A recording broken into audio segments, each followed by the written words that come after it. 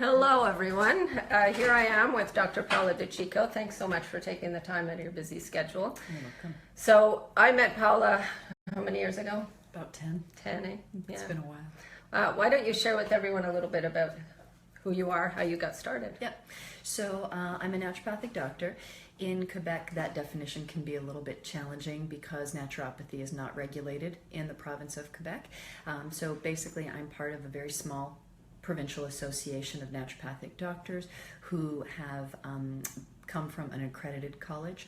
So there are two schools of naturopathy that are accredited in Canada, one in Toronto and one in Vancouver. So I attended the school in Toronto after completing a Bachelor of Science in Anatomy and Cell Biology at McGill. And basically in naturopathic medical school, it is a degree status, and there are three main components. We learn the basic medical sciences, very similarly to your GP. So all the physical exams, pap tests, anatomy, physiology, all of that understanding is very important, and we get that understanding. Mm-hmm. But then the next aspect, which is really quite different, is naturopathic philosophy. And so, as Carolyn understands very, very well, it's very much of this whole person, individual approach.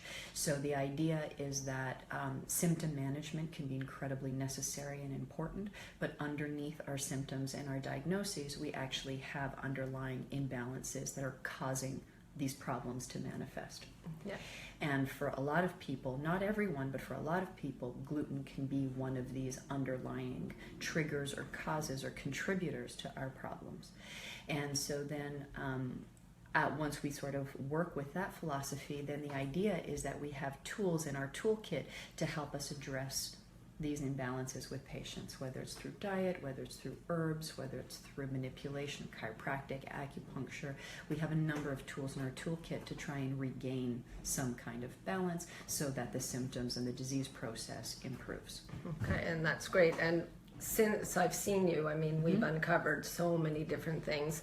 I did choose to ask you to talk about gluten today because I see so many people that have inflammation, have issues, because a gluten issue can show up in many different ways. Exactly, and even non-digestively.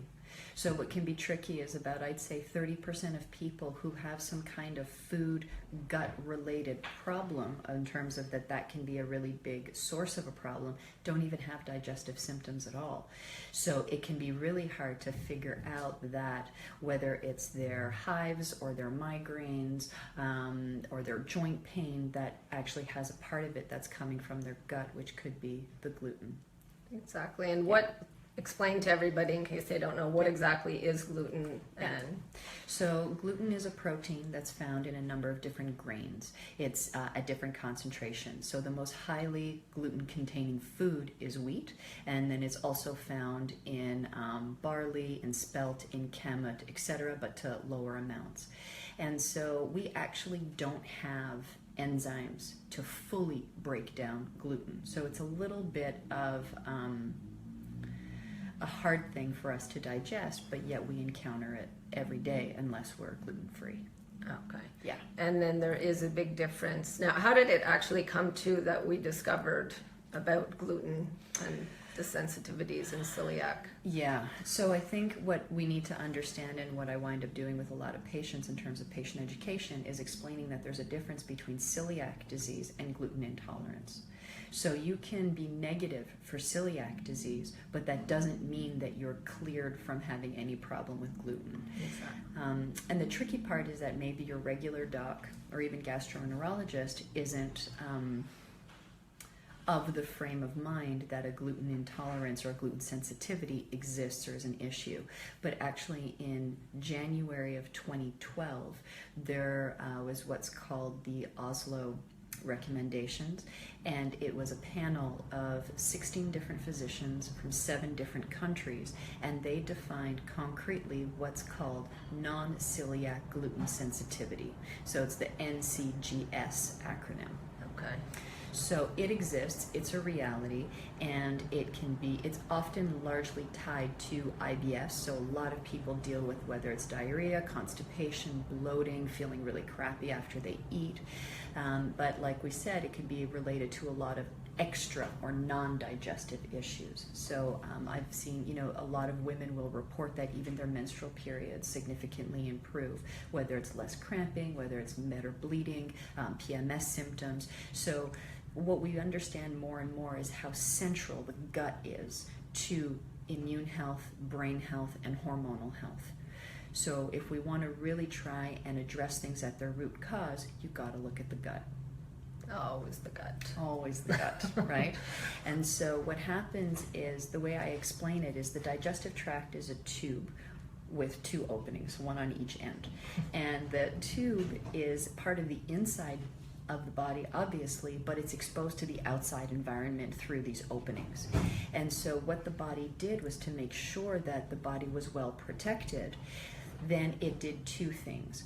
The digestive tube is made up of cells that are like sealed together with almost like cement. So think of it as like bricks with their mortar and cement, right? So that if you ingest some kind of a bug from your food or from the air, it doesn't penetrate into the body because you're protected. And the other layer of protection is that the immune system, right, the stuff that sends off the alarm when there's a problem, 80% of it, which is a lot, is actually sitting along these cells of the digestive tube. Oh, wow. So that the immune system is constantly looking to see, hey, is there something that I've ingested that's a problem? So for some people, the gluten really sends off or triggers these immune alarms. So what can happen is, you eat your piece of whole wheat toast, you're chewing it, you swallow it, you don't have all the enzymes that you need to break it down. And then if you're someone that has leaky gut, and we'll talk about that, then this mortar between the bricks actually dissolves, and it's like a gap that opens. So your undigested gluten goes through the gap, and what's standing right there? The immune system. So that gluten's not supposed to get to that point. It's not supposed to reach that interface. So since it's not supposed to, then your immune system considers it as foreign, right? Just like some kind of a virus or what have you. And so when it sees the gluten, then it says, uh-oh, this isn't supposed to be here, so let's sound the alarm. Right. And the sounding of the alarm then creates symptoms. And so then you'll come to see me, or you'll go see your naturopathic doctor, you'll go see, other nutritionists or what have you, and you'll go and see these people because you're troubled by the symptom that was caused by the alarm ringing. But we've got to figure out what's ringing the alarm. And for a lot of people, it can be gluten. Okay. Yeah. And I know there is, for some people, like I did remove gluten long ago, dabble in it every once in a while. Yeah. Is it very damaging if you do that? Like if you're really off it and then I guess it goes along the same lines. You're creating a response, inflammation, immune. What happens is it kind of depends on how far you take it. So if you have celiac disease, obviously any drop of gluten is severely detrimental because that's a whole autoimmune problem. But if you have a gluten intolerance and from time to time you want to have your croissant, it's not the end of the world. Okay. I tell patients at least they're empowered. So let's say they were having a lot of bloating and acne, for example, and they cut out the gluten and the bloating subsided and the acne really improved. Well, if you have your croissant and you feel a bit bloated, at least you know why, and it'll resolve within a couple of days. Okay. So you can really dose it based on how you feel, what you can tolerate, what you're willing to, put up with. Exactly. Yeah. Yeah. So, and the other key about the reintroduction part is if you have leaky gut. So I don't know if we have time to talk about it today. Sure, we can talk a few minutes about it. Yeah. So leaky gut has become a huge buzz phrase, right? A lot of people come to see me and they say, I think I have leaky gut. What do I do about it? How do I repair my gut? How do I, this gap that I've created, how do we seal that so that my gut has greater integrity? And my perspective is that most of the time, leaky gut is actually caused by what's called dysbiosis.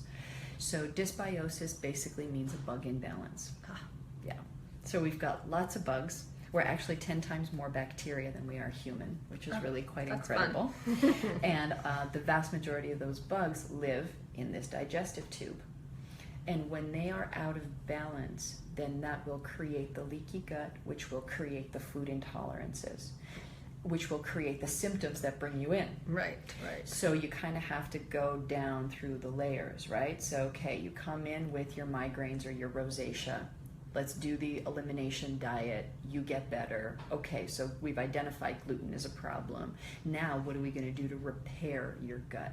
And that's, then we can have that conversation or go into those investigations of testing your breath, your stool, to see if you have SIBO, to see if you have yeast, to see if you have parasites, and address it from that level, work on rebuilding your gut, and then your gut becomes more robust. Yeah, perfect. And I mean, I did all these tests with you. We've uncovered parasites, bacteria, a mold toxicity. There's been a long list. So anybody out there suffering, there's no need to suffer. There are solutions. And I'm so grateful for all the work you've done for me and I've had to do. But the testing, it all comes from us. Yes, exactly. But we need the guidance because there's so much information out there. People don't know where to turn. And so I'm really appreciative. And just one last quick thing with regards to gluten, because I was off gluten and am off gluten. But then I started to notice, how come I can't eat rice? Quinoa really upsets me. Yeah.